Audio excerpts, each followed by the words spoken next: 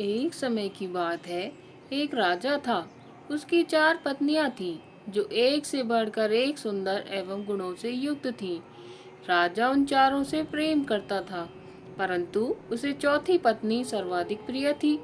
फिर तीसरी, दूसरी और पहली। पहली पत्नी उनमें सर्वाधिक वयस्क थी। एक दिन राजा वन में आखेट के लिए गया। वहां उसे एक अज्ञात कीट ने काट लिया और वह एक दुर्लभ बीमारी से ग्रसित हो गया। वैद्य एवं तांत्रिकों ने अपनी सारी विद्या का प्रयोग किया, परंतु उसकी अवस्था को सुधार नहीं पाए। अंततः उन्होंने यह कहा कि राजा की मृत्यु निकट है और अब वह कुछ ही दिनों के अतिथि हैं। राजा ने अपनी संपत्ति को रानियों में विभाजित करने का निर्णय किया, क्योंकि उसका कोई उत्तराधिकारी नहीं था। परंतु सामान्य रूप से विभाजन करने की जगह कौन सी रानी उसे कितना प्रेम करती है, इस आधार पर संपत्ति को बांटने का निर्णय किया। उसने एक चतुर योजना बनाई और सभी रानियों को एक एक करके बुलाया। उसने कहा, मेरे जीवन के केवल 3 दिन शेष हैं। मैं तुम्हें एक रहस्य बताता हूँ। बहुत पहले मुझे एक साधु ने एक शक्तिशाली यंत्र दिया था, जिससे मुझे स्वर्ग की प्राप्ति होगी यदि मैं साथ में एक और व्यक्ति को ले जाऊं। परंतु इससे पहले कि स्वर्ग में प्रवेश करें, हमें दारुण यंत्रणा सहन करनी होगी और नरक में 7 वर्ष व्यतीत करने होंगे। क्योंकि हम एक दूसरे से सर्वाधिक प्रेम करते हैं, इसलिए मैंने ये निश्चय किया है कि मैं तुम्हें अपने साथ आने का यह अवसर प्रदान करूंगा। उसने चौथी रानी से आरंभ किया, जो सबसे छोटी थी और जिससे वह सबसे अधिक प्रेम करता था। उन्होंने उससे पूछा, क्या तुम मरने के बाद मेरे साथ चलोगी?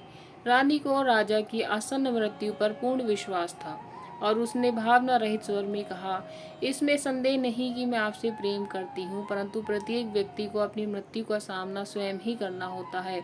मैं यहाँ रानी के रूप में रहना पसंद करूंगी। मुझे तो प्रेम एवं सत्कार की आदत है। मतलब चौथी पत्नी ने साफ मना कर दिया और चली गई। राजा को अपनी तीसरी पत्नी भी बहुत प्यारी थी और उस पर उन्हें गर्व था। उन्होंने उसे बुलाया और साथ में मरने का पूछा। तीसरी पत्नी बोली, मैं आपको यह सिद्ध करूंगी कि मैंने आपसे सबसे अधिक प्रेम किया है, पर मैं आपके साथ नहीं चल सकती। मुझे अपनी जिंदगी बहुत प्यारी है। राजा की दूसरी पत्नी हर मुश्किल में उसका साथ देती आ रही थी। राजा ने उससे भी साथ चलने का पूछा। दूसरी पत्नी ने कहा, माफ कीजिए महाराज, मैं इसमें आपकी कोई मदद नहीं कर सकती। मैं आपका अंतिम संस्कार जरूर करवा सकती हूँ और मैं उस वक्त तक आपके साथ रहूंगी। तभी एक आवाज आती है, मैं आपके साथ चलूंगी और जहाँ भी जाएंगे वहां जाऊंगी, भले ही वो मौत के बाद का सफर हो। राजा ने देखा, ये उनकी पहली पत्नी की आवाज थी। राजा शांति अनुभव करता है कि कोई तो है जो उसे बिना किसी अपेक्षा के प्रेम करता है, पर उन्होंने उस पर सबसे कम ध्यान दिया था। राजा को बहुत शर्मिंदा महसूस हुआ। उन्होंने कहा, जब तक मैं स्वस्थ था, तुम्हारा ध्यान रखना मेरा कर्तव्य था, किंतु मैं ऐसा करने में असमर्थ रहा क्योंकि मैं दूसरी रानियों में समय बिताता रहा। मुझे क्षमा कर दो। इस कहानी का भावार्थ हमें क्या सिखाता है? वास्तव में ये कथा आपकी, हमारी और प्रत्येक मनुष्य की है। हर व्यक्ति की 4 निम्नलिखित पत्नियां होती हैं। चौथी पत्नी है हमारा शरीर। हम इसे खूब सजाते हैं, गहने पहनाते हैं, अच्छे कपड़े पहनाते हैं, पर आखिर में ये हमारा साथ छोड़ देती है। हमारी तीसरी पत्नी होती है धन संपत्ति।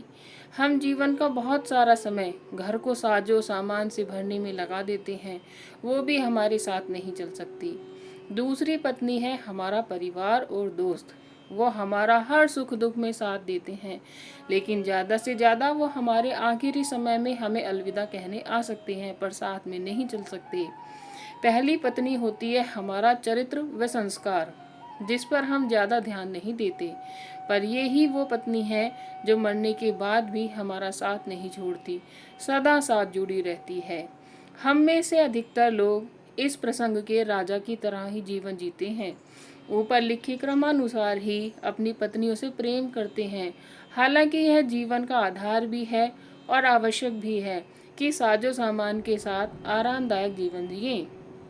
परिवार और दोस्तों को प्यार से संजो कर रखें, अपने शरीर का ध्यान रखें, इसे स्वस्थ रखें। इस कहानी से शिक्षा क्या मिलती है कि सबसे महत्वपूर्ण है कर्म और संस्कार जो हमारे साथ जाएंगे, इसलिए अच्छे कर्म करें एवं संस्कारित बने। पूरी कहानी सुनने के लिए धन्यवाद दोस्तों। यदि आपको मेरी कहानी पसंद आई हो तो चैनल को सब्सक्राइब कीजिए, लाइक कीजिए।